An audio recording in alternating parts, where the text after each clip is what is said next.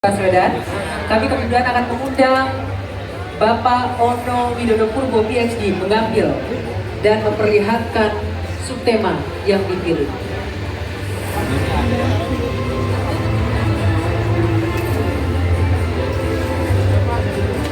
Bapak Ono W. Purbo, Universitas Tangerang Selatan. Temanya pendidikan. Ya, subtemanya pendidikan. Sesuai dengan background paslon 01, Bapak Anies Baswedan. Diberi Vismo dari MC Vismo untuk mengambil daftar pertanyaan dari Vismo.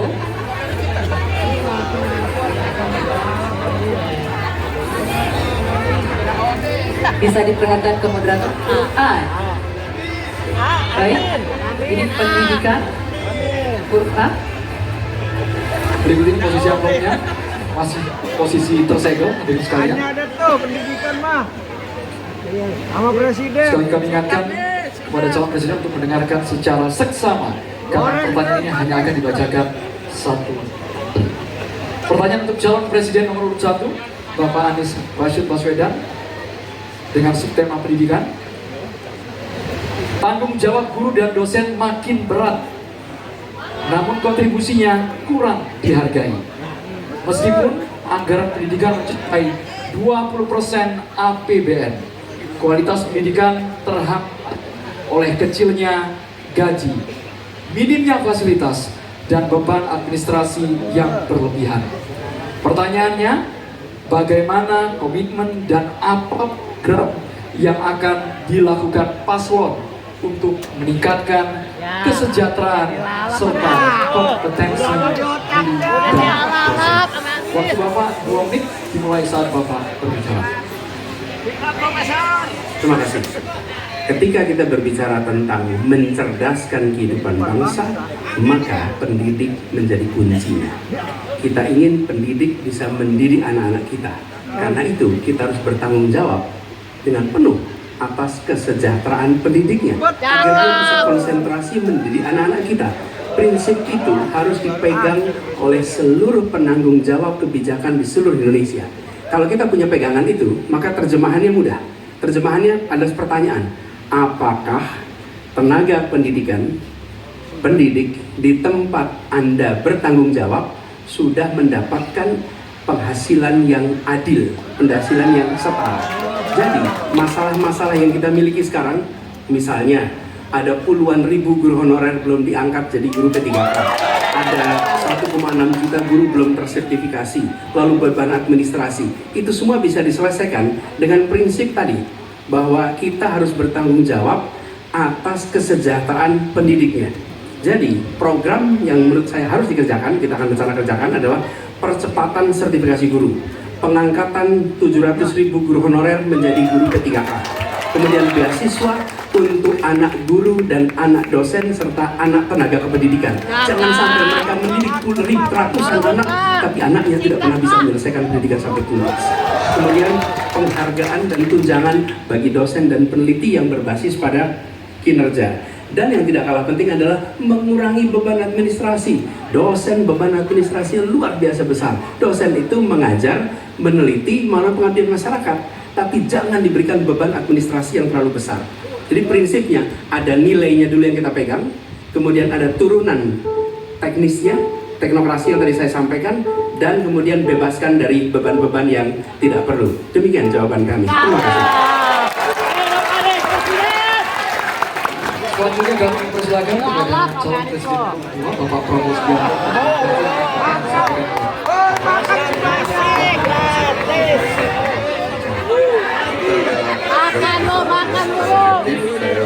Saya menilai jawaban-jawaban Pak Anies baik, bagus, saya setuju dengan jawaban tersebut.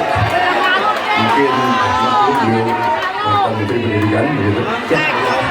Tapi enggak, saya sangat sependapat. Saya menambahkan bahwa kita harus mengaudit, mengkaji sekarang sistem kita ini baik atau tidak. Karena banyak sekali kebocoran-kebocoran dalam alokasi dana yang diturunkan sampai ke tingkat kabupaten dan sebagainya. Ini menyangkut memang masalah mental dan budaya banyak pejabat-pejabat kita. Jadi kita harus koreksi diri, kita harus audit, dan di mana masalah sistemik yang kurang baik harus kita perbaiki. Kita harus berani memperbaiki sistem yang kurang baik. Terima kasih.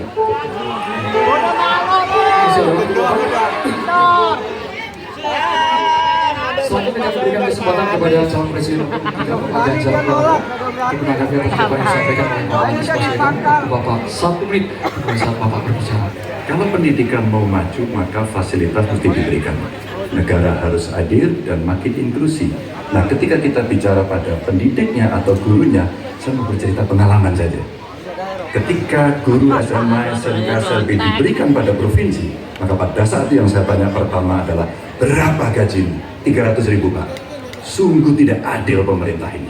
Maka pada saat itu saya sampaikan, kasih gaji sesuai UMP yang ada di Jawa Tengah, UMK yang ada di Jawa Tengah, tambah 10%. Baru kemudian kita dorong proses sertifikasi dan peningkatan kapasitas. Kami punya aplikasi namanya Bolpen. Ini bimbingan teknis online dan pendampingan untuk memberikan bantuan kepada guru memanfaatkan teknologi untuk memberikan pengajaran yang bermutu. Maka ketika praktek baik ini bisa kita lakukan, maka guru akan bisa bekerja dengan baik dan dia mesti dibebaskan dari persoalan administrasi yang menjerat. Partai lo yang hancurin. Selanjutnya, calon presiden nomor 1 Bapak Anies Baswedan merespon tanggapan dari calon presiden nomor 2 dan juga calon presiden nomor urut 3. Waktu Bapak 1 menit dimulai saat Bapak berbicara. Terima kasih Pak Prabowo, terima kasih Pak Ganjar atas kesepemahaman ya terkait persoalan ini. Karena kita harus melihat pengeluaran di bidang pendidikan jangan dipandang sebagai cost, sebagai biaya, tapi pandanglah sebagai investasi. Karena itu negara jangan pelit kalau bicara tentang investasi di bidang pendidikan, dan jangan pelit kalau sama guru. Jangan pernah kita memberikan yang seminim mungkin untuk guru. Berikan yang adil sehingga mereka bisa konsentrasi. Dan kami cerita sedikit yang kita kerjakan di Jakarta. PAUD, guru-guru PAUD mendapatkan hibah di Jakarta. Kemudian guru-guru agama kita berikan bantuan. Semua guru dan dosen di Jakarta bebas PBB rumahnya. Sebenarnya seluruh pemberitaan yang diberikan untuk mereka. Jadi kita berikan dukungan kepada guru dalam artian status, dosen juga begitu, kemudian penghasilannya dan kehormatannya. Pandang ini sebagai investasi untuk Indonesia menjadi negeri yang tercerdaskan.